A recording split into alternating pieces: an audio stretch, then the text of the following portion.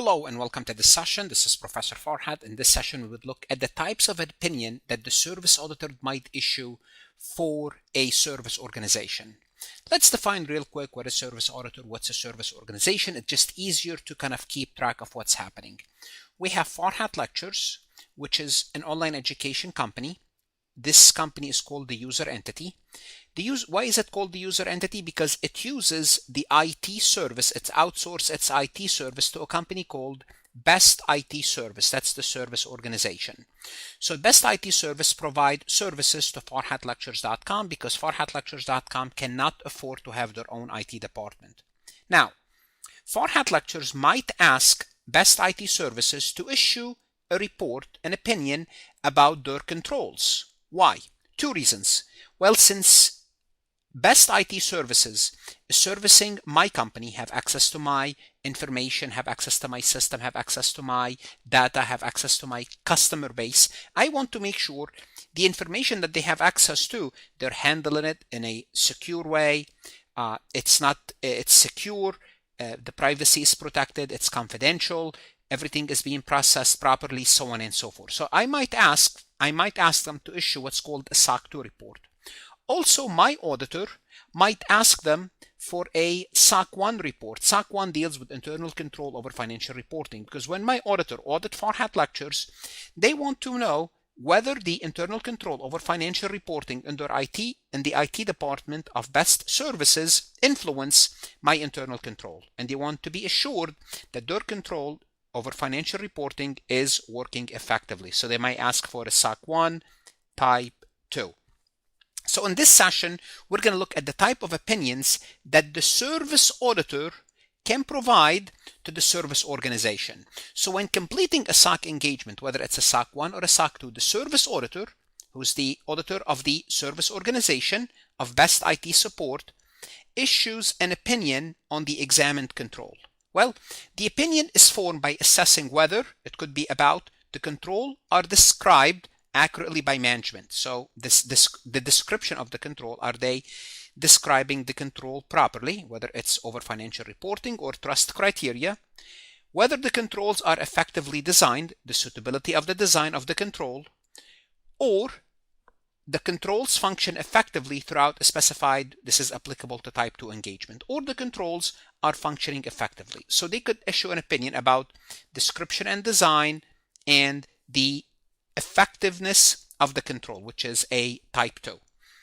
So what type of opinion can the service auditor issue for the service organization? This is what we will discuss in this session. Let's go ahead and get started. Before we proceed any further, I have a public announcement about my company, farhadlectures.com. Farhad Accounting Lectures is a supplemental educational tool that's going to help you with your CPA exam preparation as well as your accounting courses. My CPA material is aligned with your CPA review course such as Becker, Roger, Wiley, Gleam, Miles. My accounting courses are aligned with your accounting courses broken down by chapter and topics. My resources consist of lectures, multiple choice questions, true-false questions, as well as exercises. Go ahead, start your free trial today.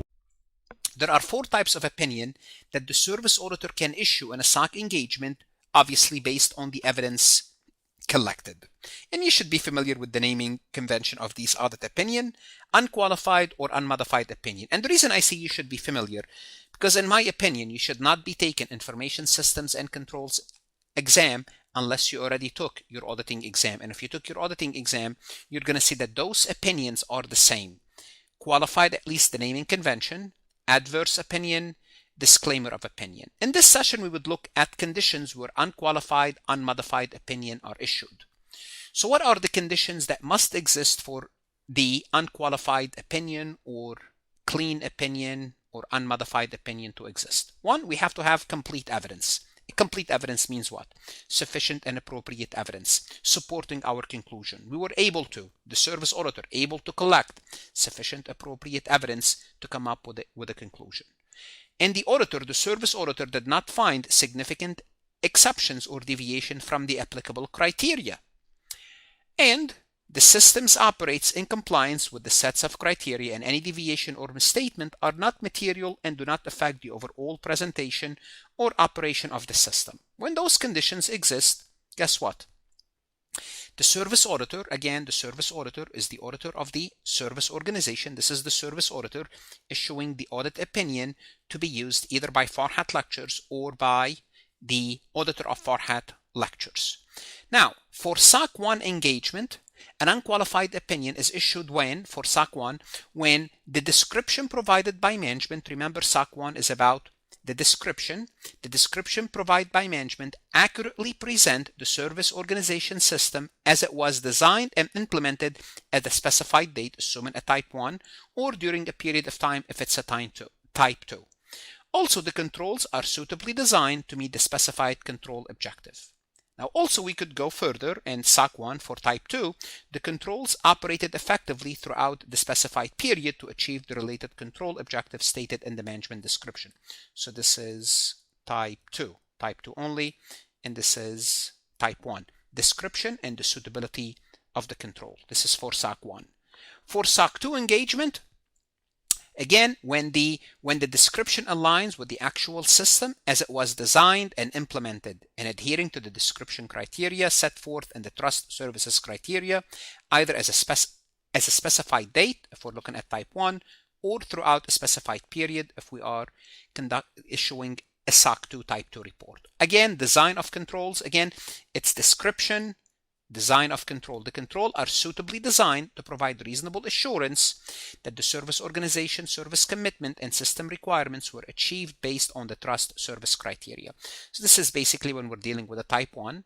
Then if we go ahead and we're looking for type 2, the controls operated effectively throughout the specified period based on the evidence collected to provide reasonable assurance that the service commitment and system requirement were achieved according to the trust services criteria.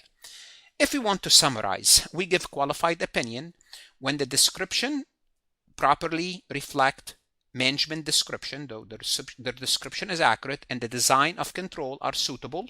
This is for type 1, and the controls are operating effectively, whether we are dealing with a SOC 1 or a SOC 2. SOC 1 deals with internal control over financial reporting. SOC 2 deals with what?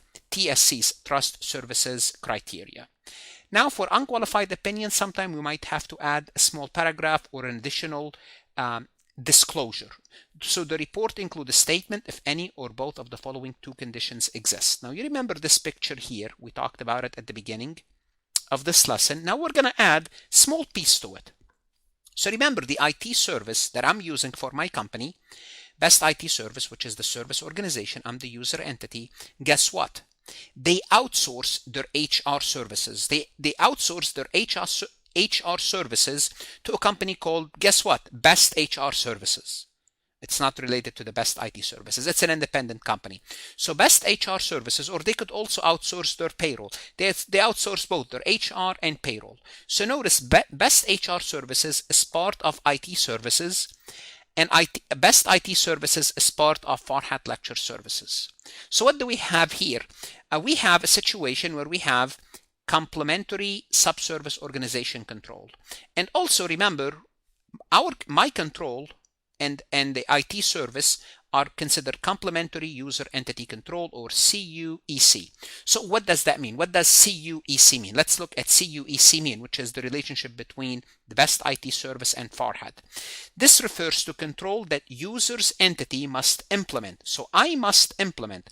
So for them to issue an unqualified opinion, I have certain responsibility as the user entity. I must implement for the service organization control to effectively meet certain objectives. So I must implement certain control because I'm using their service, but for their service to work properly, I have to be doing certain things. Me means the user entity. These are necessary when the operation of certain control within the user entity is essential for achieving the control objective outlined in the service organization system description. What we are saying is this: when the service auditor issue this unqualified opinion, they might say, yes, controls are working. However, we just want to make sure that also everything at Farhat Lectures, the user entity, they are performing their their obligation, their requirement properly. And if that's the case, no problem, but we wanted to let you know about this. So this acknowledgement in the report inform users entity, which is us, of our role in the control environment and highlight the interdependency of control between the service organization and its client, Farhat Lectures.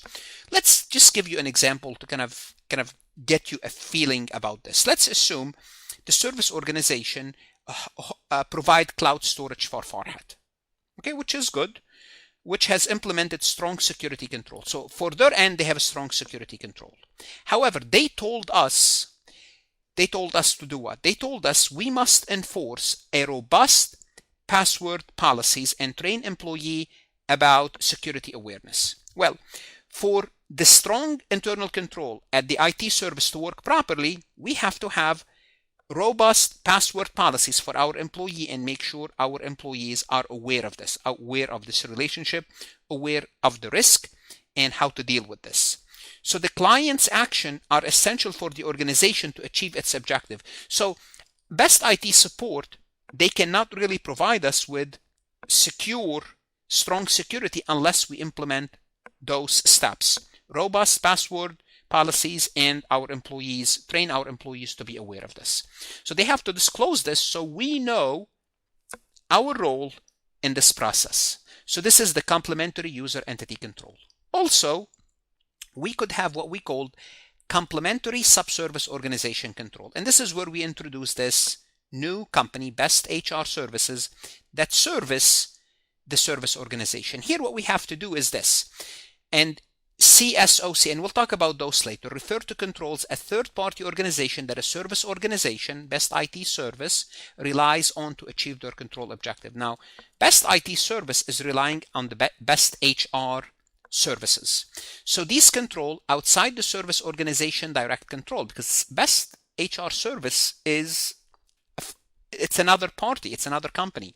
They are crucial for the effectiveness of the overall control environment. Also, because remember, they're handling our employee data, our employees' social security, pay record, banking information for direct deposit, so on and so forth. Therefore, even if we have strong internal control, we still want to make sure that Best HR Services also have strong internal control.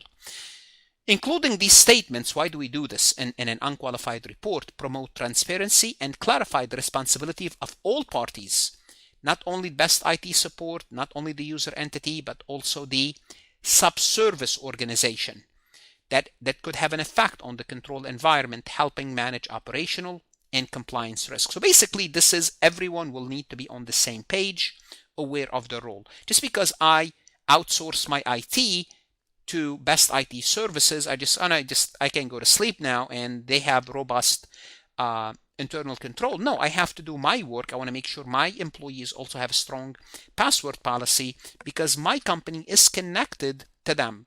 And the same concept applies between Best IT support and HR services. Let's take a look at this multiple choice question by farhatlectures.com. In a SOC 2 engagement, an unqualified opinion is best supported when the auditor finds that the controls are suitably designed, that's good, but have not yet been tested for operational effectiveness. Would that be a good idea without testing? How would you know, they're not tested for operational effectiveness? I will not take this for an unqualified opinion. It's not best supported. There are minor inconsistencies in the management description that are not material. Yes, there are minor inconsistencies. They are not material, but they could lead to a qualified opinion. Therefore, B is out. The controls meet the trust service criteria and were operating effectively throughout the audit period. I would say this is a good answer choice to give an unqualified opinion for a SOC 2 engagement. Remember, SOC 2 deals with trust services criteria. There's a significant reliance on third-party report to assess control effectiveness. That doesn't give us an unqualified opinion. That's not the conditions for unqualified opinion. That there's a significant reliance on third-party report. Therefore, the answer is C as in Charlie.